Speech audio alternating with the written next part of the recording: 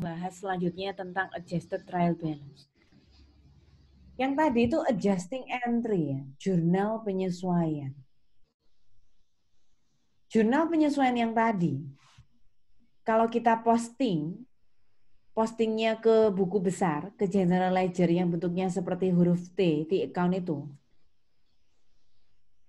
nanti namanya sudah disesuaikan. Nah, karena sudah disesuaikan, neraca saldo yang tadi namanya trial balance-nya masih unadjusted, kalau kita sudah sesuaikan namanya nanti jadi adjusted trial balance. Tadi saya sudah bilang ya, hari ini tujuan utama kita belajar tuh harus berhenti sampai bagaimana cara mempersiapkan laporan keuangan, financial statement. Jadi saya lanjut dulu. Ini dikasih nama adjusted trial balance. Adjusted trial balance itu bukan sesuatu yang muncul begitu saja. Itu dari unadjusted yang sudah diposting ini. Tunggu. Ini tadi kalian menyimak nggak? Setiap kali buat jurnal di bawahnya itu ada posting. Nah, posting itu apa? Tanggal 26 Oktober yang lalu, 4.000-nya itu kondisi belum disesuaikan.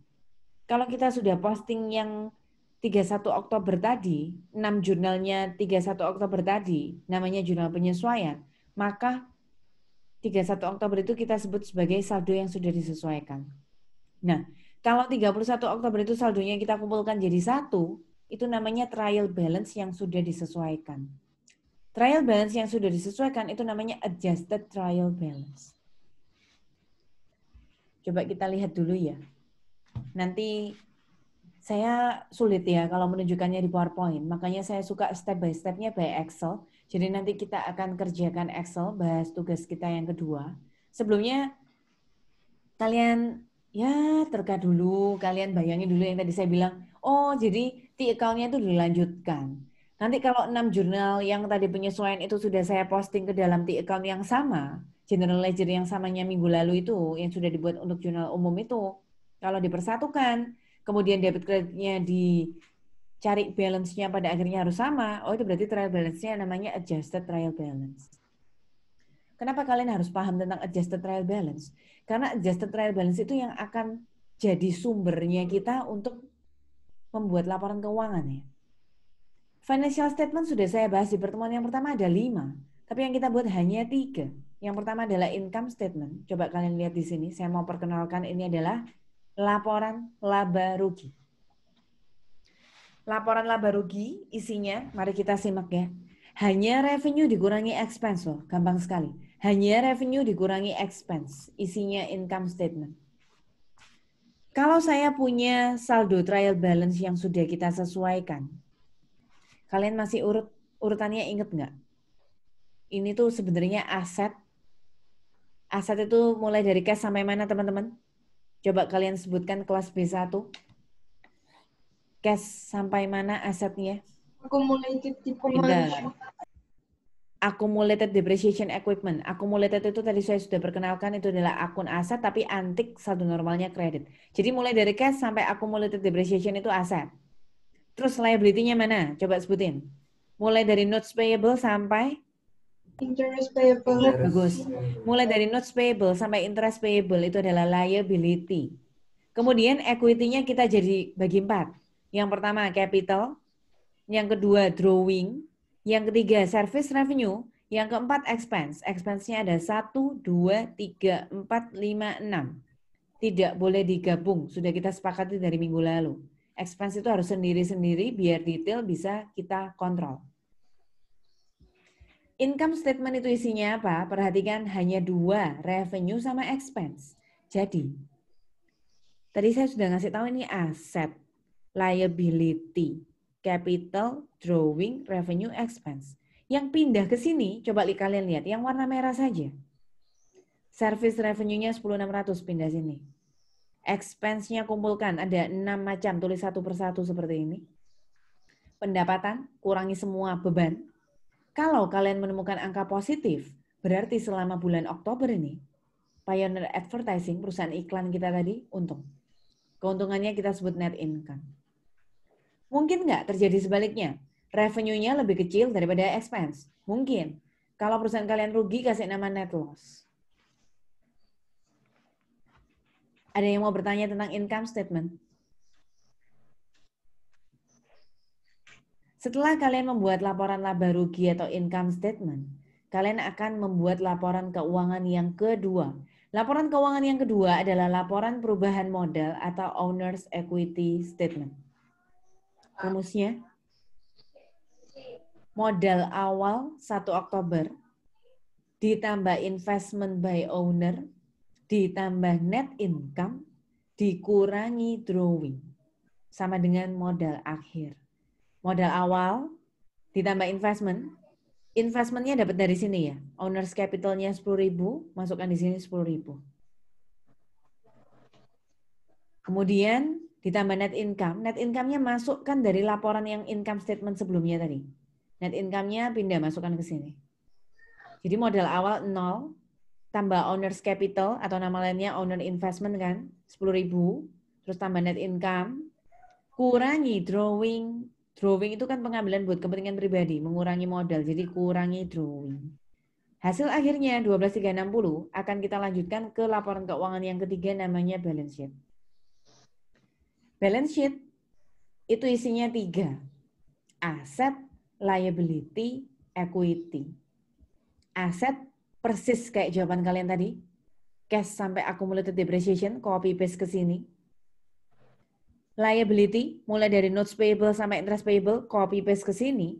Lah, equity-nya yang tadi ada 4 elemen, capital, drawing, revenue, expense, sekarang sudah cuma jadi 1 aja. Tulis namanya owner's capital. Kenapa? Karena revenue expense-nya sudah selesai di income statement, investment drawing-nya sudah selesai di owner's equity, yang perlu kalian tulis di neraca atau balance sheet hanya yang modal akhirnya saja. 12.360-nya saja. Ini loh. Asetnya dijumlah, ketemu 21.910. Liability dan owner's capital-nya tadi, equity-nya dijumlah, ketemu 21.910. Ini harus sama. Aset, ingat rumus dasar akuntansi, aset harus sama dengan liability plus equity. Jadi kalau kalian ketemu aset sama dengan liability plus equity, sukses, berarti benar itu.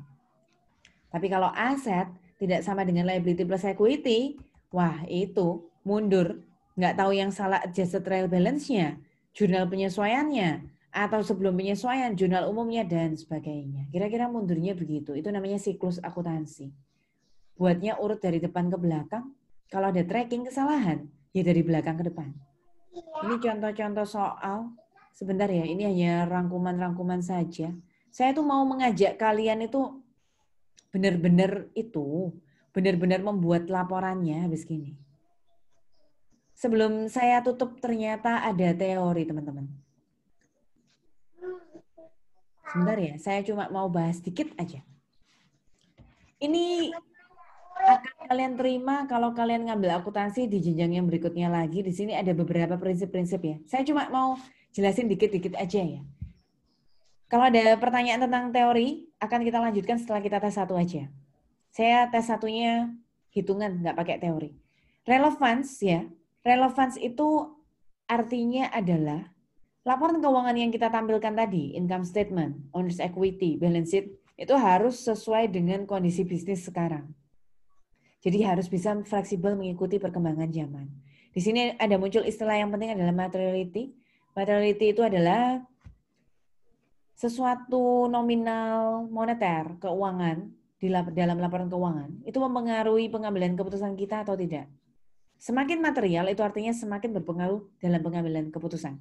Terus, laporan keuangan yang baik itu juga harus faithful representation, artinya harus lengkap, netral, nggak boleh berpihak pada direkturnya, pemegang sahamnya, atau pegawainya, terus harus bebas dari kesalahan ya.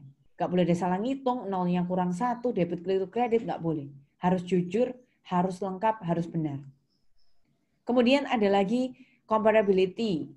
Laporan keuangan kita tahun 2020 harus bisa dibandingkan dengan tahun lalu 2019. Harus bisa dibandingkan dengan nanti tahun depan. Atau harus bisa dibandingkan dengan kompetitor dengan yang industrinya sejenis dengan kita. Konsisten.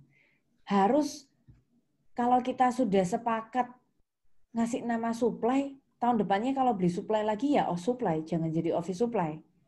Kalau menyusutkannya sudah pakai rumus yang tadi saya ajarin ke kalian, straight line, ya sudah tahun depannya pakai straight line lagi. Jadi kalau sudah memilih suatu prinsip, jangan berubah-ubah, harus konsisten sampai tahun-tahun depannya.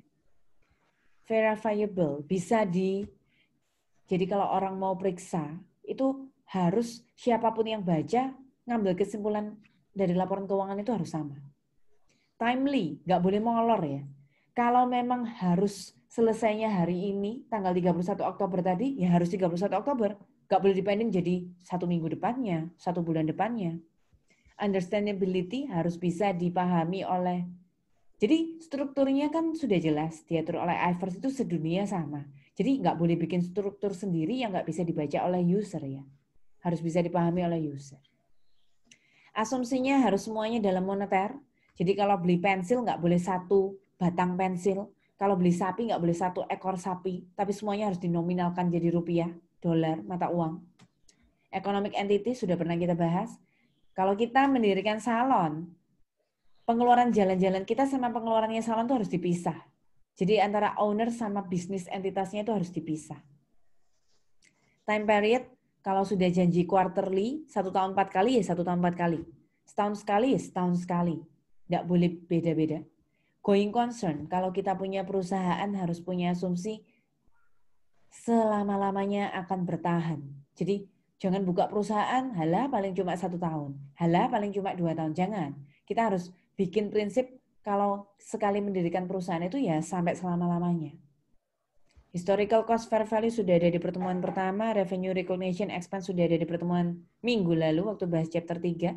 Cost constraint, kalau menyajikan laporan keuangan, biaya untuk menyajikan, entah biaya manggil pegawai administrasinya, install software akuntansinya, kalau ditimbang sama manfaat yang kita peroleh, harus lebih besar manfaatnya ya. Jangan lebih besar cost-nya. Jadi kalau perusahaannya kecil, nggak butuh pakai komputer, ya sudah manual aja gitu loh maksudnya. Kalau bagi perusahaan besar, mau install software, mau install program akuntansi yang semakin terkini, kan mahal.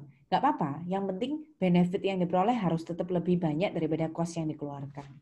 Itu singkat, kenapa saya singkat? Kalau itu kalian baca PowerPoint tadi, itu masuk